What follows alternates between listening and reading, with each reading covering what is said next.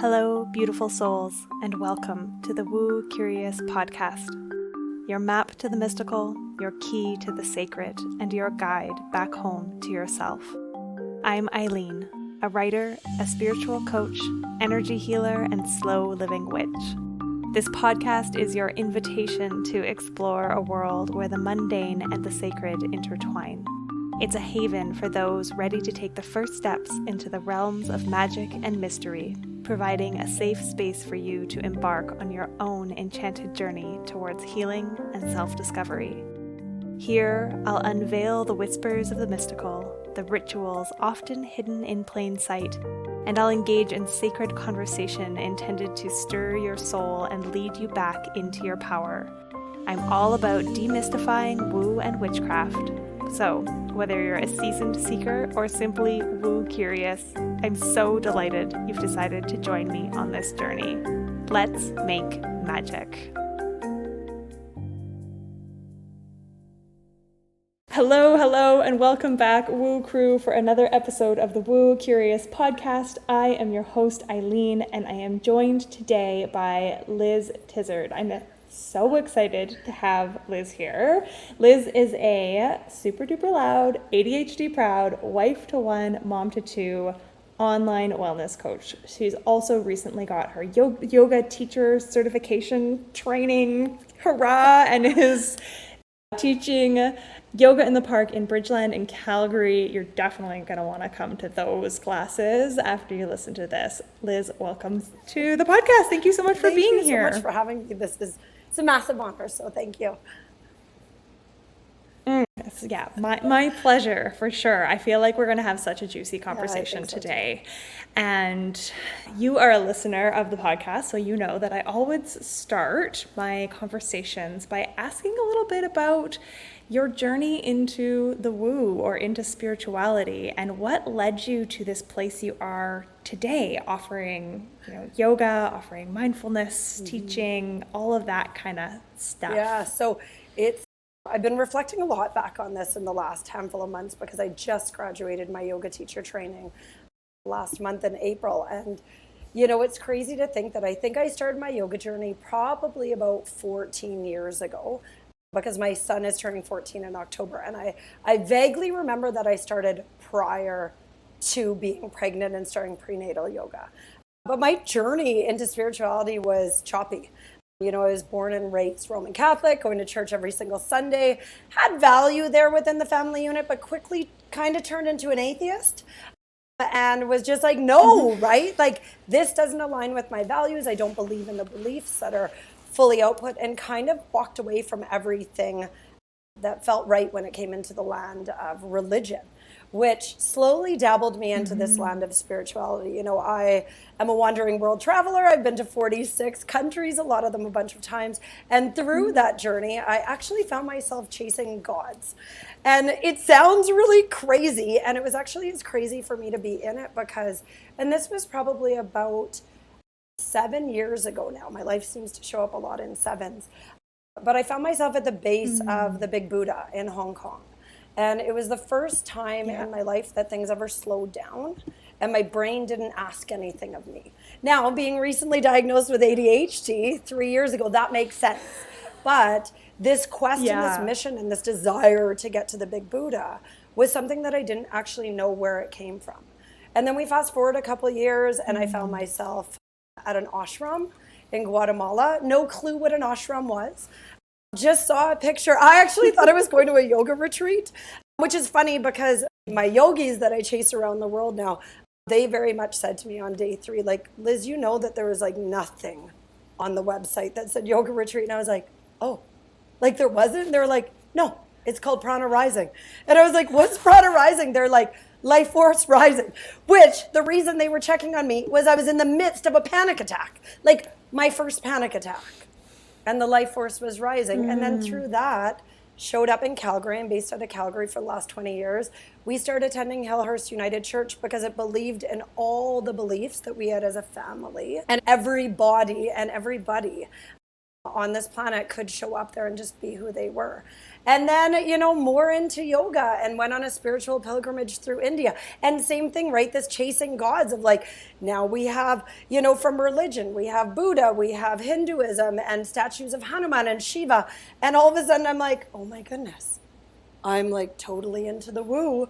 And I am totally like barefoot on the ground, hippie. Meanwhile, I typically present as like this really loud, almost like androgynous jock, which was really interesting to see this like pendulum swing of who I believed I was and also who the world believed I was. But what was really unfolding as I started this journey through yoga and spirituality, which led me into being a yoga teacher and getting my training. And yeah, I'm totally into the woo now. Like, so into the woo. Yeah. I love that you touched on that piece of like how the world perceives you versus what's actually going on. You made a story on your Instagram last week talking about coming on this podcast, and you were showing your morning routine, which involved some like burn bundles and pulling cards and lighting candles. And I think that it's more relatable and common than any of us really recognize how many women and men as well, but how many of us are turning back to this like, there's got to be something more, using these tools to infuse our days with more meaning and more purpose. And then reconciling kind of like, oh, but people don't know that about, how do we start talking about it? That's such a brilliant, beautiful point, because it's interesting because I am perceived, like even in yoga teacher training, my nickname was Loud Liz, right? Which is how that showed up. And I changed my bio on Instagram because I used it when I was pretty insecure, because there was a big space and place where my insecurities got the best of me. When I started to like unbecome and go back to who I was as a human, I would actually be like, hi, my name's Liz, I come in hot. And I no longer do that, because people that know me well is like, people feel your hotness, but it's not, it's energy, right? And it's this outpouring of energy. And what's interesting about that is that's one of the things that a few of my friends had challenged me. They were like, what if you let other people see this other side? Because maybe the disconnect is there. I now call it in the ADHD world, the pendulum swing. Like we're bored of the gray zone, right? So it's either like we're super energetic, impulsive, chasing unicorns, or for a lot of people, we're crashing behind the scenes. Whereas for me now, because of the woo, because of spirituality, because of pulling cards, burning incense, especially in winter, I find myself not needing as many checks and balances in the summer.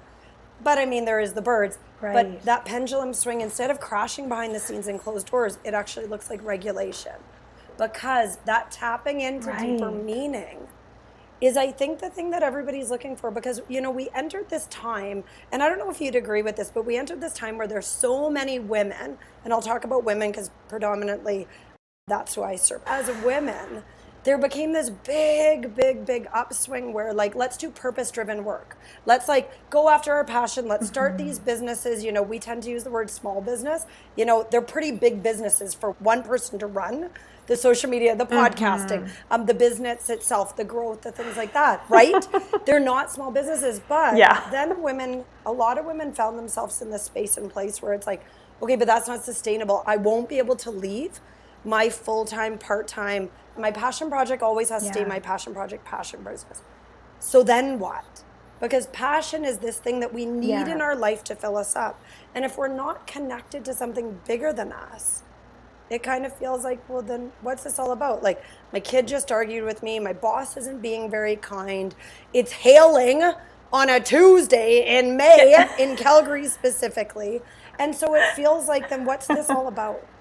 And so spirituality for me and the woo came to me in this space and place where I did not ask for it. It literally came at me, and I kept shutting the door unknowingly. And it came to me in a time and place where like the only thing I thought I had to pull onto or hold onto was religion. It's really interesting. I'm seeing so many threads that are like these similarities. And I think this is where I love the connecting with people and storytelling, because you start to see yourself in other people's stories. And I know that the listeners will be hearing themselves there too. For me, I was never raised with religion, but I was an atheist. My parents both had religion in their upbringing, and then it didn't come into our lives as a family. And I always remember like thinking how nice it would be to believe in something. Totally. Just give me something bigger than me. Give me something bigger than me. Something bigger than me. And as an adult, my only marriage, now ex-marriage, he had been raised Christian and went atheist. And in his adulthood, very, very, all there is what we can see and measurably measure, and everything else is BS. And so I really kind of took on his beliefs as my own while we were together. And the moment I left, I was like, I'm going to buy a tarot deck and sign up for this astrology app. And and I had it felt like out of left field for me. And it just came in and I was like, this. And then, now 5 years later, I am an energy healer. Well, and the other thing that people don't talk about, and I'm pretty bold in my viewpoints, and it's just my viewpoints, they don't talk about is when you do have a challenging relationship with religion, whether, like you said, that was something in your upbringing, or whether that was something that came in within your marriage or whatever. What a lot of people don't talk about is when you lean into the side of what we could call atheism, like being an atheist, a lot of anger and resentment builds up. And so for me, it was like I could not say the word God. And at the time, Hillhurst United Church, which is where we ended up attending for 5 years, and we do and will go back to Hillhurst United Church because it has our heart. But I remember the director at one point, Anne, who is an incredible human, say to me, they asked me to speak. And it was a 2-minute speak of what Hillhurst means to me. And I went up and said that. I said, I'm 18-year recovering Roman Catholic and a 17-year recovering atheist. And then I found myself here. And I used the word God. I actually used to say the G-O-D, full blown into adulthood, because there was that much of a disconnect in, I'll call it the rules of Roman Catholic that didn't align with me. For all the things that, I don't think are controversial, but the world can think is controversial. And so when we step in this point of atheism, and we only live within this box of religion or nothing, not, well, what if we look at religion and spirituality as this beautiful, flow? You kind of get trapped in anger instead of the joy and the opening that can come from spirituality and the grace that you can have for yourself by leaning in. Yeah, there's a disconnect from the magic. There's a disconnect. And I think that's actually, with atheism. And then also I think that's where this disenchantment with so much of that organized religion piece comes in as well, because it's a disconnect from the magic. When, the old white guys came in and decided to use it as a means to control us. Yeah. I think they took the spirit of the religion out of it. I'm starting to learn more about Christ consciousness, and I'm slow to warm up to anything to do with all of the very Christianized, words, religion stuff, because I had a hate on for it for a long time. And now I'm starting to be like, oh wait, there's the original idea here was something beautiful. And I actually studied religious studies. This is my first degree. So I have a degree in religious studies, and I went to India and studied Hinduism. That was my major, was in Hinduism. And so it's a fascinating thing for me to be back around, and people will be like, oh, are you, why are you studying Hinduism? Are you a Hindu? I was like, no, I'm an atheist. That's what I always say too. People are like, so you went on a spiritual pilgrimage through India? I was like, I did. Are you Hindu? I was like, no. Then what did you go and see? I was like, puja ceremonies, the burning ghats, Hanuman, Shiva's, everything. But also I don't know if you'd agree, but this being able to witness, and I love Thailand is one of my favorite countries in the world. I've been many times, but it's beautiful to witness. They have this saying that's same but different. Yeah, right? I love that saying. And that's what I felt when I was, and even in different spots of India, it was like there was a different feeling of light and dark, but what I felt was dark, the darkness in like the Ghats and Varanasi was actually someone else's light, and a lot of Hindus' lights. And for me, like when I look back at any of the places where if I could be transported today somewhere else, it would be Varanasi. Like I would go back to the darkest moments that I felt that I chose to be in. But because the presence and the light and the offering that was there into this world of spirituality is such a massive gift. And there's something, so I think what drew me to religion and then to Hinduism specifically was this sense that it's something that every human culture throughout time, like our earliest inklings of what was going on in human society, involved some form of religion. Often female-based, especially if we go way back, which makes so much sense. But then Hinduism itself was so fascinating because it was just part of life. Yeah.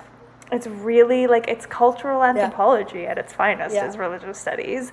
And Hinduism is so inclusive. I remember the Hindus going to the church because they're like, well, Jesus is another God. Well, why wouldn't I go like give my praise to him as well as my 1,000 other gods? And that's what I was going to say as well. The other thing that's quite fascinating about Hinduism that I learned when I was there and then since is also it's very, the gods, because there's so many, it's so relatable to where you're at in your life.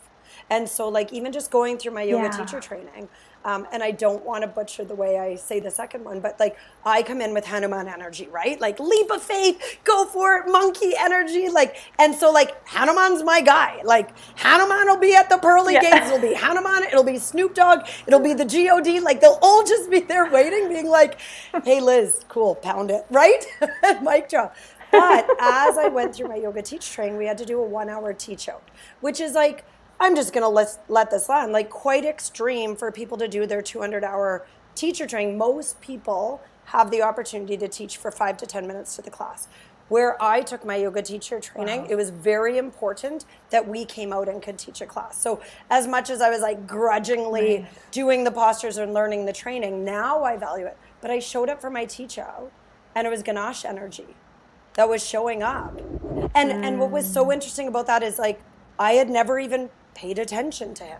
I related to Kali because she's like a mother and like with the tongue out. But I think that's also what I love is that there's so much relatability there that it just allows you to be human wherever you are. I agree. And that's what so many of those pantheistic, multiple deities, it's a fairly new invention in the history of society that we have only one God, and I love it. Ganesh is my favorite. I brought back so many bumper stickers of him because he's the clearer of obstacles. Like that's what he does. Yes, and that. So I was like, on this car, please clear my obstacles. Yeah. And even for me, like I was saying this today at a meeting I had, which will be hopefully the next great endeavor. If we ever re-record another podcast in the future, I'll be able to speak about that. But I'm gonna keep my fingers crossed for now.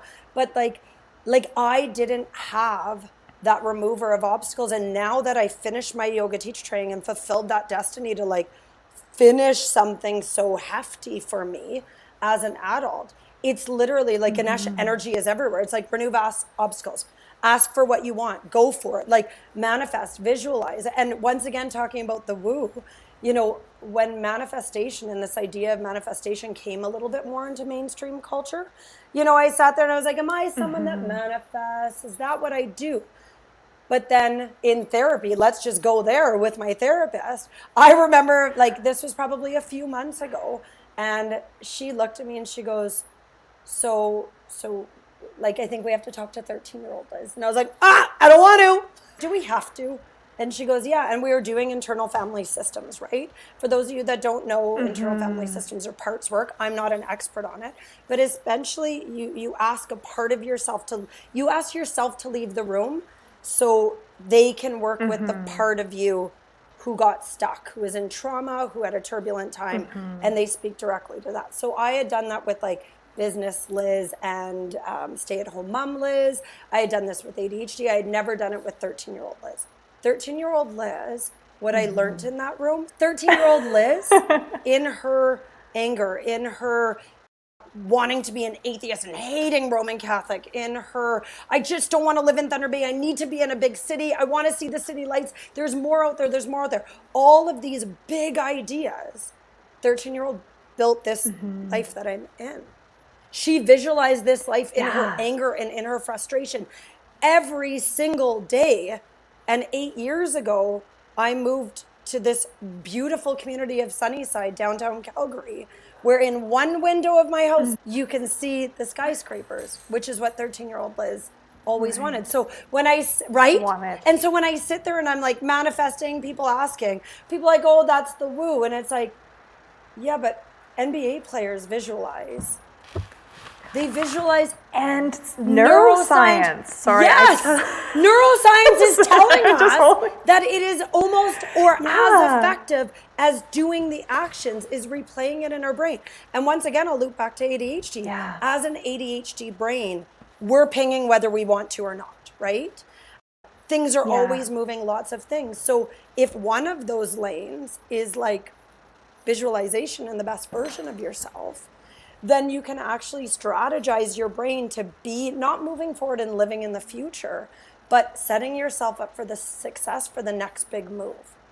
It's so true. And I think whether or not you're living in an ADHD brain, what I love about the neuroscience of manifestation is that your beliefs, the things you're thinking, they inform your actions, and your actions create your reality. And so that's the power of, it's not just like sitting in a house with the doors and windows closed and sitting with your eyes closed, like visualizing the perfect life and then it arrives. You know, you have to act. But what the power of the visualization is knowing and having a clear idea of what you want and allowing that to work on your brain. We call it your RAS, your reticular activating system, so that your brain is then programmed to see the opportunities where they exist. It's like when you buy a new car and all of a sudden that's the only car on the road as far as you, like, you see like 18 of them a day. It's the same thing with manifestation. It's like putting it into your consciousness, awareness, and then you make decisions based on what you're moving towards. Being okay, like going back to like tarot cards and things like that. I have this basket that we picked up that's made of fisherman rope from Peggy's Cove. And we built a bunkie, so I have a space to be grounded, a space for the spirituality, a space to do my work, and then as well as guests at our place in Windermere, this little bunkie. And in this fisherman's basket is spirit animal cards, my yoga mat, daily affirmations, because when you are in this space and place where you're somebody who, you know, works towards using manifestations or visualization, it doesn't mean we don't get stuck. It doesn't mean that we don't need support or we don't need help. Sometimes that's from a spiritual friend, somebody who's in alignment with your thoughts. Sometimes that's for, I like to call them the gateways, not the gurus, but someone who's been a gateway for you. That was my joke with the yogis I chase around the world. I was like, you're the gateway, not the guru. But it also, like, we're not superhumans, right? We all need a little bit of a bump up. But like, I just bought spirit animal cards at a beautiful store that opened in Windermere BC. And, you know, so I called on my spirit animal, and like my first day in my bunkie, it was like this electric eel and all about electric energy. And it's your joy to move the electric energy. Well, before I pulled that card, guess what was the number one thing I was questioning? That if my energy was too much. So if I didn't have the woo, where would my loudness go? You would have sat there feeling too much. And I might have leaned into that. I love that for me, when especially like now I'm definitely more woo than I ever thought I would be. And I do have some belief in guides helping me choose cards, and it is more purposeful feeling and more guided. But even before that, when I first started working with them, and when my partner asks, because he's not woo at all, he's like, who are you? We started dating 3 years ago, and he's like, what did, like, I was dating a like scientific, clinically minded midwife, and now I'm dating a witch. I'm like, well, I mean, midwife and witch are kind of synonymous, but sorry. But I would always say, like, at the very least, they act as a different lens Absolutely. or perspective. They're like a counselor in a box. If you have a question or something you're struggling with, you pull a card. It's not telling you your future. It's giving you a new lens to interpret the situation that you're in. That's exactly right. Right? At that simplest, simplest if you're just, form. especially if you're just dipping your toe into the woo curiosity and you're like, I don't know about this whole spirit guides thing. But you know what's so fascinating? It doesn't have to be. The two creators of the non-for-profit that I met with today, we were actually talking about the woo, and what one of them said. I was like, so how did you find this if it was already created? And she's like, you're not going to believe it. And I was like, please tell me. And she's like, a card fell off of a bulletin board and landed on my bag. She's like, I had been calling and wanting this to show up in my life. And then this card lands on my bag and I'm like, is this it? And it's funny because sometimes, and even, you know, and I say this a lot within my online community and even on Instagram, just because the calls are there, the guides are there, it doesn't mean that we listen. It doesn't mean that we're ready, because doors could be flung wide open, but you may have so many blocks in your heart or on your life where you may not be ready. You know, me and my husband have been talking a lot lately. He's like, it is crazy the amount of opportunities that have presented or you have asked for and gotten just in the last month specifically. And I said, yeah, but I think the difference is now I look in the mirror and I'm like, this isn't about me, this is about service. And this is about an offering of like the listeners here, right? Like if they follow me on Instagram, they're like, she dances in front of murals and does inspirational quotes and she's high-vibing all the energy. A lot of people don't know my like hippie barefoot roots. They don't know that it's this and that. And a lot of women, like I'm 42, a lot of women in their 20s, but like 20s quarter life crisis, 30s is what we should be, what society has wanted us to be. Yeah. And then your 40s are you're kind of fresh out of F's. Or at least that's where it starts for a lot of us, right? Is like this unbecoming of needing to feel more like ourselves. But in that unbecoming, it's still, there's a lot of like toe dipping. And there's a lot of, okay, what if I stood in the water? Okay, no, I'm gonna go back to the beach. Actually, I'm gonna go back to the grass. Actually, I'm gonna grab my beach bag and I'm going home. Like this is too much. And then all of a sudden you're like transported and you're ankle deep. And then you're knee deep. And then maybe you're back on the beach because something happens and you have to be grounded. You don't have a choice but to slow down. And it's so, yeah, it really, and it's so, like I'll work with clients who are, they want the transformation like now. They want to arrive. They want to be there. And it's that reminder of you've been practicing this one way of being for your whole life. It takes practice to start to shift into that new way of being and to like sift through the layers of bullshit. I was just recording before we hopped on a solo podcast episode about authenticity and you brought up passions. Recently I led a women's circle for a Wheel of the Year, the Beltane ceremony, and the women there were like, I actually don't know what I'm passionate about because we've spent so much of our lives disconnected and like serving, like doing what we think we should be doing to fit in, to, you know, play the good girl. And the good girls, like, and even me, like, once again, I'm a woman in my 40s and it took me, so I would say I dressed exactly like me up until about 16. And then it took me 20 years to be aware that there was a disconnect. And it's only been in the last 3 to 6 months where I'm like, wait, what if there was no rules? What if, like, if anybody follows me once again on Instagram, like this is my signature tank top. It comes from Target. They were $5.60 this weekend. Typically they're $8. Everything about them, I have it in 14 colors.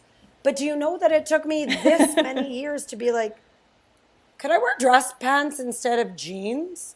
Could I wear runners with dress pants? So like even as women to think of something that small, to be like, wait, if we were raised that we had to be, or thought we had to be in high heels, or this is what femininity was, this is what being a woman was. Think of how much unpacking there is with the stuff that really matters. Yeah, for sure. Especially coming back to like, if you were raised in a religious upbringing. And then I've come across several women who are like in this space of being curious about the broader spirituality outside of the confines of the church and the rules and the dogma, and having this like fear of stepping into it. There's like a tug and a pull. I truly feel like the sacred feminine is rising, and we're seeing like a tide shift. Like the woo is no longer a dirty word. Not at all. Yeah. And I think there's still some real discomforts for people sitting with that as they start to shed, and like, okay, what are my friends gonna think? What is my family gonna think? Like, how do I marry these two sides of me too? Because like, as you've said, it's not inauthentic for you to be the loud, the dancing, all of that, and have this softer spiritual side. And so like letting ourselves be contradictions is okay too. One of my girlfriends creates jewelry, Elise Marie, and she gave me a necklace because I told her this year, 2024, my word was and. Yeah. Ooh. So my word is just and. Ooh. Because, I like that. Because my whole life, whether people asked me to or not, it was always this or that, right? But like, how am I a yoga teacher and super loud and a pre-K teacher, and like, how am I all these things? Because if we look in a linear perspective, how people want to put us in a box, it doesn't make sense. And then let's just add in that like, I have no desire to ever work 40 or 40 plus hours a week anywhere. No. And it's not because of the hours. I will work a 40-hour week, but I want to work it within family first. I want to work within, okay, how can I be in service? Okay, 16 hours at a brick and mortar. Okay, can I help run a community-led yoga program? Great. Social media, kind of my wheelhouse these days. Great, can I contribute with that? Okay, that's a handful of hours. Oh, okay, do I want to moonlight over here? Oh, there's a non-for-profit that's calling at me. And then as a grouping, I'm working 40 plus hours, but for me, if I live and land in this word of and, it's also this permission every time I look at her in the mirror. And when I look in the mirror, it's not me, it's her. And this helped me get out of my own way in like a very, very big way. I can say, oh, it's not weird. Oh, it's not odd. Oh, you're not stupid. Oh, you're not this or you're not that. It's just what you're doing and you're doing this. I just want to take a pause to like reflect how profound that just landed for me. That like looking in the mirror and it's her. Because we are so good at extending compassion and love and forgiveness and grace and all of that to the people around us. And making that image in the mirror a her instead of a me. Oh, that's beautiful. I love that. My kids used to catch me talking to myself in the mirror when I really desperately needed to get out of my own way. And they're like, you talking to yourself again? I was like, yep. Because every time I had trained this brain of mine for, at that point, probably 39 years. I mean, the first 11, 12 were great. But I had trained my brain for so many years unknowingly to beat myself up. And the noise got so loud that there was no opportunity for me to see a clear path through. So when I started to talk to her instead of me, I was able to lend this compassion that she's doing a really good job. She's doing the best she can. Yeah. She's trying to move our life forward. And Liz, maybe you're holding back. So are you going to sit here with the person that kind of treats yourself like crap? Or are you going to lean into her and maybe let her take the front seat to live the life that you've dreamed of? And once I started doing that, everything started to shift because, we treat our friends like gold, right? We give them all the compassion, all the encouragement, all the inspiration, all the joy, all the energy. But then we get home and sometimes we close the door and it's that never ending, you didn't do enough, you're not enough. See, and But the problem with the whirlpool is that it just keeps going and you just go down a drain. And you can visualize it even like a toilet, right?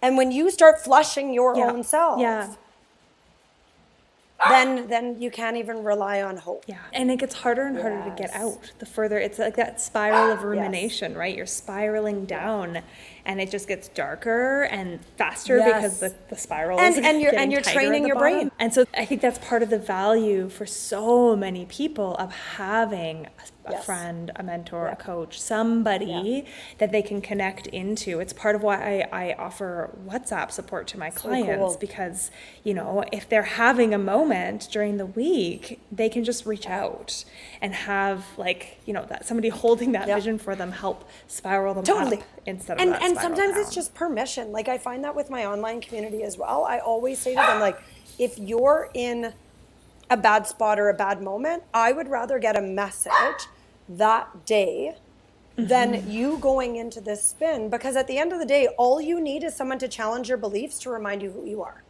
And it's not a handout. It's literally just a hand up. It's like, oh, I saw you accidentally stepped in quicksand when you thought it was stable ground.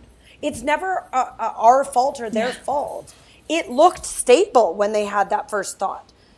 But the 7th thought and the 17th thought and the 36th thought. And now we're down here, not even knowing if we should continue on with the journey that, like, we know that this is what it's all about. Yeah, it's so important.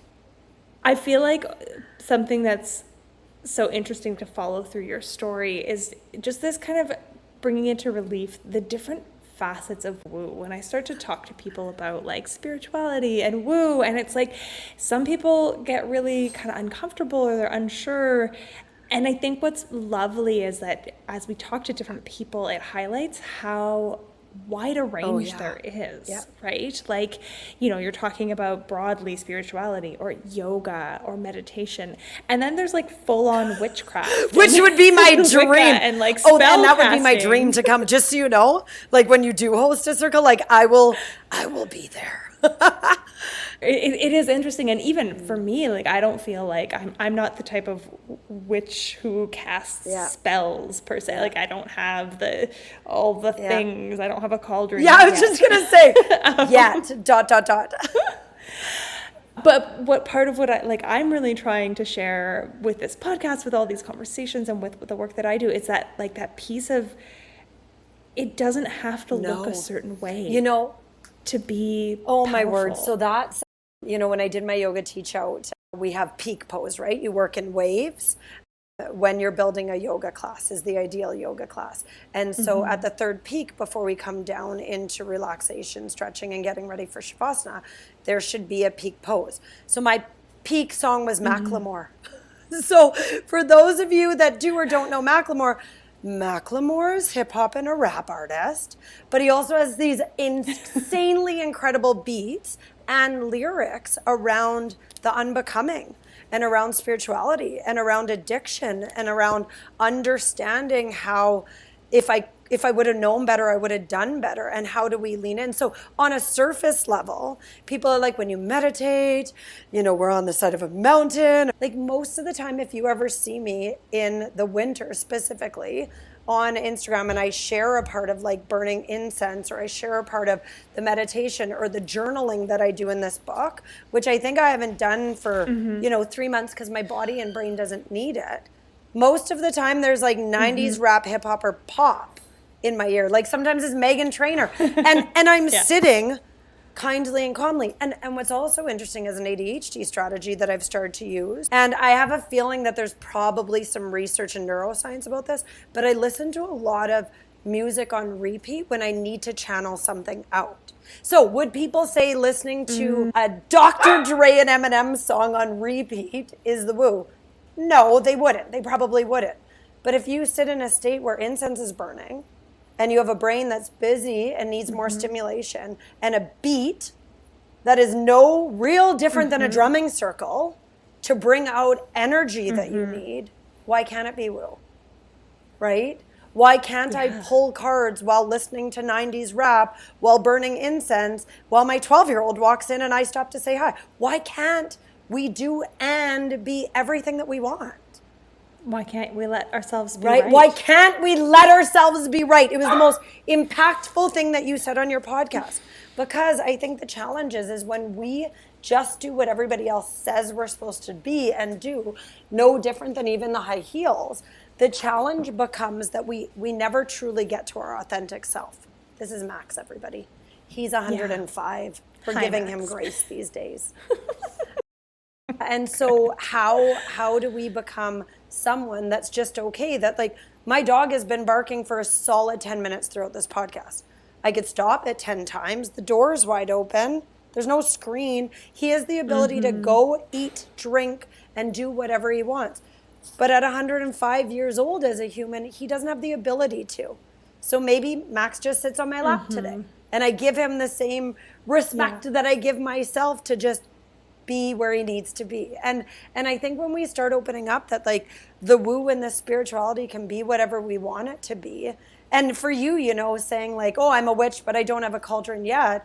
But, like, how cool is it that, like, A, I have a friend who's a witch and I'm interviewing on a podcast. B, that you're sitting and saying, you know, deeply rooted in neuroscience, in Hinduism, in all of this research, because you're quite studious. This is what I've learned, that this is what a witch is. And cool, cauldron and spell casting, maybe. But right now, maybe not, because that's not what's serving in this moment or where my journey's at. And I love that. I love that. The freedom to create the reality that fits and that feels good. Because, like, with anything, you can get into spirituality and end up trying to fit yourself into a box. Just like with religion, there's all sorts of, like, just as much craziness that goes on inside some of those communities of, like, you have to do it this way and you must do that. You can't eat this and you have to listen to that or wear these things. And it's like, what if we just stopped? What if we just stopped? And what if this, like, highly competitive nature of 2024, if we just stopped and we started to be more authentically who we are in all of our multifacets, would there actually be any competition? Would any of our industries be diluted? Absolutely not. Because there's people that are looking for certain sets of gifts from certain individuals to be in alignment, to be their most authentic self. And then you sit there and it's like, wait, let's back up the train. And let's back up to you doing a solo podcast about authenticity. If I actually lean to being authentically me, you're telling me that I'm going to be in a service of authentically raising children that are authentically like them, or my neighbors, or my coworkers, or the people that come into my community and business. And then you start to see, the ripple, it's in the spirituality and the woo, but it's built on a foundation of authenticity to being true to ourselves. Oh, you're like reading the script of what I was saying earlier. Honestly, I was like, it's a ripple. And modeling that authenticity and the ability to be yourself. It has such a positive impact on everyone. So for those listeners who are feeling called to you and your particular brand of bubbly woo, how do they work with you? How can people work with you? Thanks for that. So first and foremost, you can find me on Instagram at Fun Girls Fit Club. I do have an online wellness community that supports women in home workouts and nutrition, just so they can get going at home, because there is a big barrier for a lot of people stepping outside of their home and their safe spot. And then I am co-facilitating Bridgeland Yoga in Calgary this summer, which will run, I know it just started this week. So it is Calgary's largest volunteer-run yoga-based program, Yoga in the Park. It is hosted in Bridgeland at McDougall Park, and it runs 6 days a week. And you can find all that information through me at Fun Girls Fit Club on Instagram or through Bridgeland Yoga as well. And all of that info will also be in the show notes for everybody. You can just drop down below and click the link to go connect with Liz. You really want to. I trust me on that. Thank you so much for being here with me today, Liz. It's been such a pleasure talking to you. Yeah, I know, my cheeks hurt. Yeah, right? And as always, Woo Crew, if you liked this episode, please share it on Instagram with your friends, tag us, please leave a rating, a review. It really, really helps get the word out and allow more people to take part in the ripple effect. I'll be back here in your ears this time next week. And for now, that's all. Talk to you later.